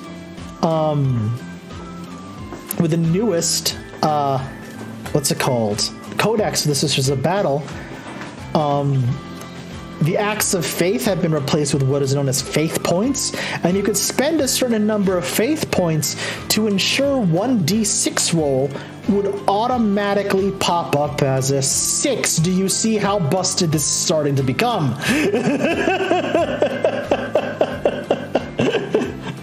Suddenly the Exorcist isn't so random anymore. Suddenly you have a lot more missiles coming at you than you would originally thought. I love it. I love the design of these tanks. And the newest codex for the Sisters of Battle actually gave them a brand new battle tank for the first time in forever. So you wouldn't have to rely on immolators and exorcists anymore. You now have access to the Castigator battle tank. You now have access to the Castigator battle tank, Which I feel at this point, the Sisters of Battle have been taking notes from both the Imperial Guard as well as the Space Marines. Because you got 2 heavy bolter sponsons, 1 hull-mounted heavy bolter, a pintle-mounted storm bolter, and the main castigator battle cannon as well. So there's 1, 2, 3, 4, 5, 6 guns on 1 tank. And if you wanted yet more guns, you could swap the castigated battle cannon for a twin-linked autocannon, which now gave you 7 guns on 1 tank. Because why the hell not?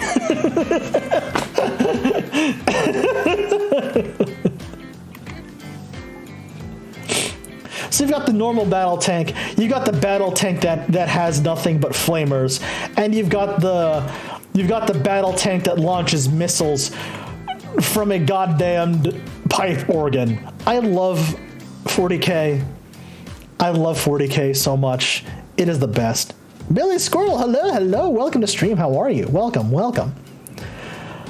How many guns do you want on this tank? Yes.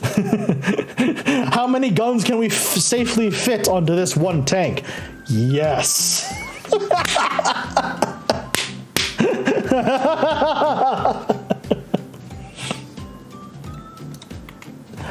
And thanks to Forge World, thanks to Forge World, by the way, the Sisters of Battle actually do have access to one other mainline battle tank, which is known as the Oppressor. Repressor, god damn it. Which is known as the Repressor, which I feel like is the Sisters of Battle copying the homework of Chimera APC from the Imperial Guard, because it's basically one main hull-mounted gun and another pintle-mounted gun up here, extra armor, and an increased transport capacity. Which is pretty bloody solid, honestly. It's pretty bloody solid, I'm not gonna lie. But, yeah, thanks to the newest 9th edition codex, the Space Marines, excuse me, my god. The Sisters of Battle armory has grown quite a bit. Honestly, has grown quite a bit. Oh my goodness. I need to take a very, very quick drink of my coffee.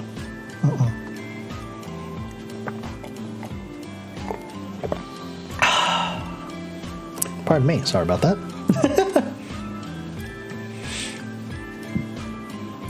Chimera driver, the Repressor, you're saying the quiet part out loud, sisters. Exactly, Brainbuster, exactly. A lot of let's be real here. Let us be perfectly transparent here. A lot of the things surrounding the Adeptus Sororitas and the Sisters of Battle and the Ordo Hereticus and the Ecclesiarchy, a lot of their dogma is saying the quiet part out loud. Let's be real here. Let's be real here.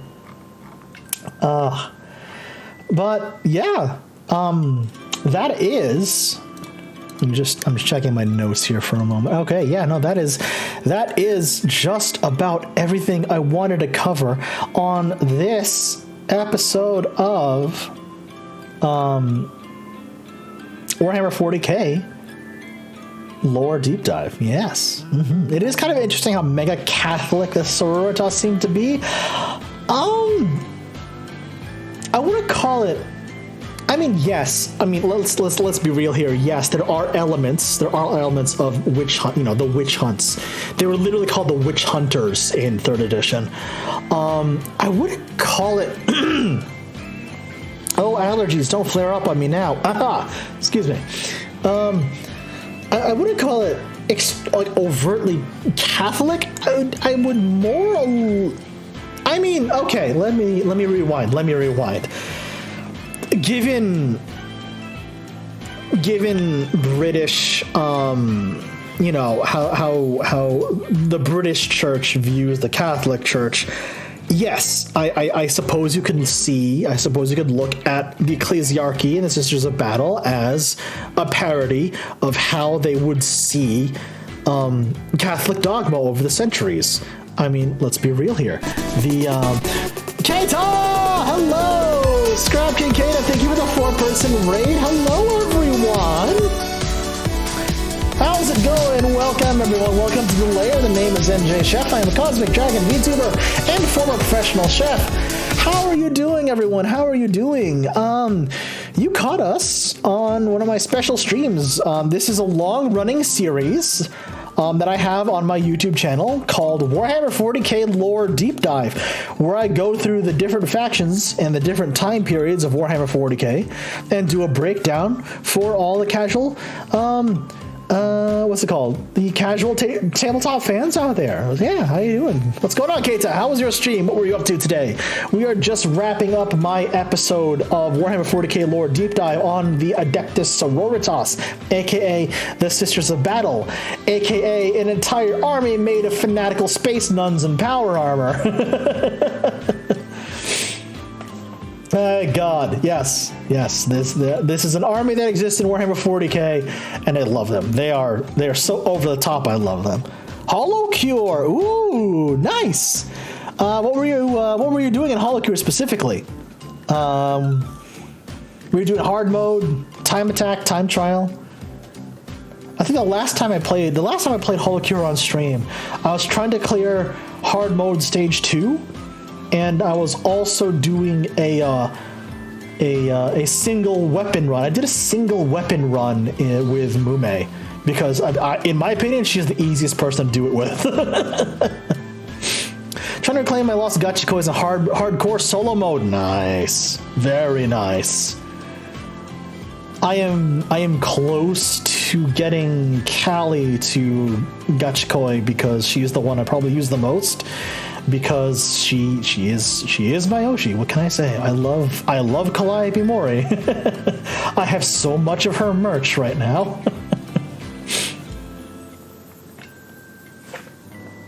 Excuse me. I wonder why they never told Nulls into Space Marines it would be the perfect anti-chaos force. Mostly, I think they explained this in one of the newer lore entries. It's because Nulls would never survive the process of Space Marine conversion. Simple, clear and simple. Nulls would never survive the process of Space Marine conversion. They would never survive that at all.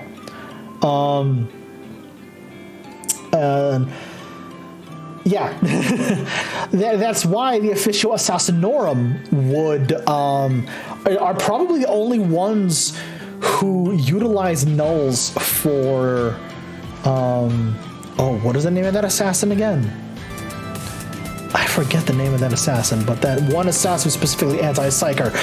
Warlock, thank you so much, buddy. Thank you for the 25 months at tier 1. How you doing, bud? Did you get home safe? How was your vacation? Because you're going to have to tell me all about it at some point, bud. Kulexis Assassin. Thank you, Billy. Thank you, Kulexis Assassin. My brain entirely blanked on that. Sweet Stace is strongest in hardcore solo. So she lets you ramp up damage scaling ASAP. Yes, you're right. Yeah, she does. She does. Sweet Stace, God, yeah, Sweet Stace is really powerful.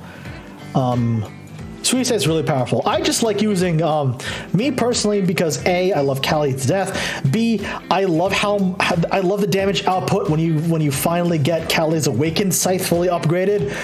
It is goddamn hilarious. It is goddamn hilarious how much damage the Awakened Scythe does. Holy moly. But yeah, welcome, Raiders. Yes, thank you so much, everyone. Again, Keita, thank you for the raid. We are just wrapping up my latest episode of Warhammer 40K Lore Deep Dive. But yeah, that is the Sisters of Battle. I don't play them personally. I know a few friends of mine who do play the Sisters of Battle. I have played alongside and against the Sisters of Battle before. They are very tough. They are very tough, honestly. Acts of Faith, basically basically an army-wide, and goddamn army-wide invulnerable save. Whew. Oftentimes it is very, very tough to crack, honestly. It is very, very tough to crack, honestly. It is honestly wild. I have had a friend of mine entirely block off solid volleys of fire from my Space Marines army. It's just like I fired 8 Melta shots at one of his Sororitas tanks. It caused just enough wounds to make the vehicle explode, and he made all his invuln saves. And I'm just like, God damn it. How? How are you this lucky with your invulns? And like his only response was, the Emperor protects. I'm like, God damn it.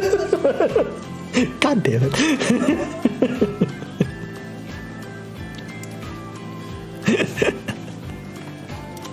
Oh my god. Yeah. If you are interested at all, by the way, if you're interested at all in my previous episodes of Warhammer 40K lore deep dive, they are all on a playlist. They're all on a playlist on my YouTube channel. If you want to catch up on other episodes I've done, please do so. They're all on the YouTube channel. Like, this episode will be going up on the channel probably tomorrow, as soon as I get everything encoded and uploaded. Yes. But I believe that is where I will stop this episode of Warhammer 40K lore deep dive. Thank you all so much. Have you done a Tyrannid lore deep dive? Keita, I'm so glad you asked.